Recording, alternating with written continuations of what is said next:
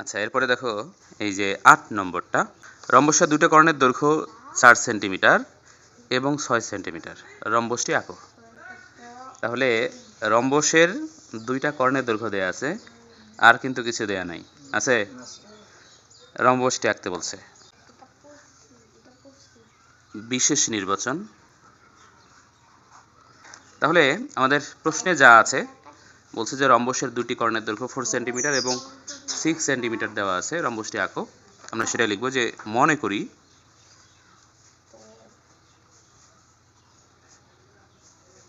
একটি রম্বসের দুইটি কর্ণ, একটা ধরলাম হলো এ, এটা সমান হচ্ছে 4 সেন্টিমিটার, এবং আরেকটা ধরলাম হলো বি, এটা হচ্ছে 6 সেন্টিমিটার দেওয়া আছে। রম্বসটি আঁকতে হবে। রম্বসটি আঁকতে হবে, এটা হলো বিশেষ নির্বাচন। ঠিক আছে, তাহলে আমরা এই তথ্যগুলো নিয়ে নিই, কলম দিয়ে নিই।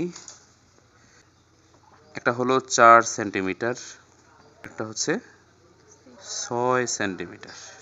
এটাকে আমরা এ ধরছিলাম, এটাকে বি ধরছিলাম। উপরে লিখি এটা হচ্ছে 4 সেন্টিমিটার আর এটা হচ্ছে 6 সেন্টিমিটার। এই চিত্রটা আঁকার জন্য আমরা যে কোনো একটা রশ্মি নিব।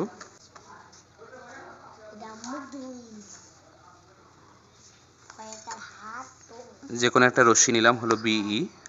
এখান থেকে যে কোনো একটা কর্ণের সমান করে আমরা বিডি অংশ কেটে নিব।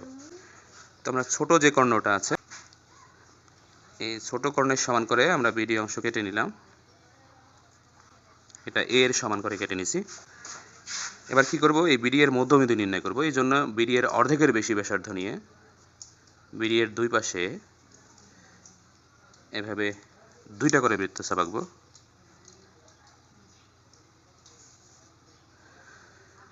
আমরা কিন্তু ছেদ বিন্দু পেয়ে গেছি, এই যে এখানে একটা, এখানে একটা।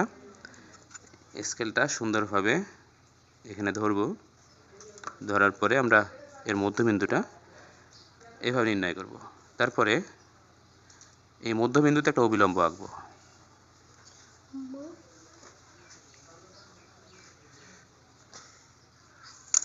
এটা হচ্ছে মধ্যবিন্দু ও, এবং এখানে আমরা যদি জিএইচ অবিলম্ব আঁকি, তারপরে ওকে কেন্দ্র করে আর একটা যে কর্ণ আছে বি কর্ণ, সেটার অর্ধেকের সমান ব্যাসার্ধ নিয়ে এই পাশ থেকে আমরা দুইটা অংশ কেটে নিব। তো এই জন্যে বি কর্ণটাকে আমরা সমান দুই ভাগে ভাগ করব।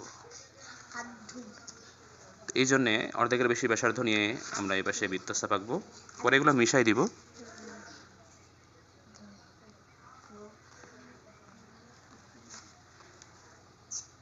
এইভাবে মাপ নিয়ে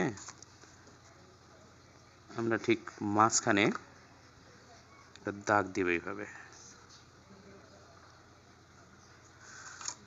এটাকে বলা হবে হাফ বি। ঠিক আছে, পরে আমরা এই যে এই অংশগুলো মিশাই দিব, কারণ এগুলোর আর দরকার হবে না। এখন এই হাফ বি এর সমান ব্যাসার্ধ নিয়ে ওকে কেন্দ্র করে ওজি অংশ থেকে এটা কেটে নিলাম এবং ও এইচ অংশ থেকে এটা কেটে নিব। তো এটা দিব হলো এ আর এটা দিব হলো সি।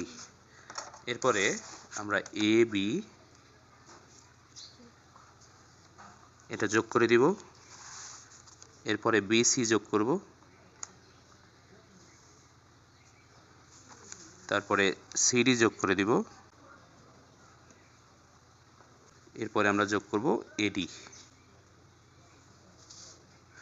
এই যে হয়ে গেল আমাদের রম্বস। ঠিক আছে, তাহলে এটা যদি আমরা অঙ্কন করতে যাই, যে কাজগুলো আমরা ধারাবাহিকভাবে করছি সেগুলাই শুধু এখানে লিখব।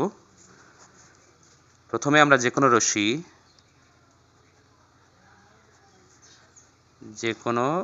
রশ্মি বিই নিছিলাম, তো লিখব যে কোনো রশ্মি বিই নেই। বিই হতে কর্ণ এ এর সমান, এ এর সমান করে বিডি কেটে নিয়েছিলাম, তাই না? আমি বিডি কেটে নিই। তারপরে কি করছিলাম, বিডি এর মধ্যবিন্দু মধ্যবিন্দু ও নির্ণয় করি।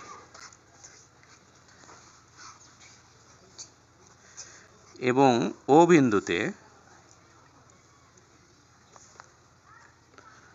বিন্দুতে GH এটাকে বলা হয় অভিলম্ব। অভিলম্ব আঁকি। তারপরে ওকে কেন্দ্র করে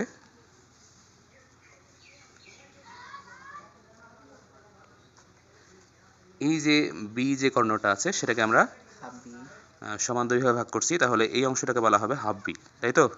এটা সমান করে তাহলে হাফ বি এর সমান করে ওজি হতে, এটাকে বলা হবে ওজি, তাই না? হাফ বি এর সমান করে ওজি হতে ও এ এবং এটাকে বলা হবে ওএইচ।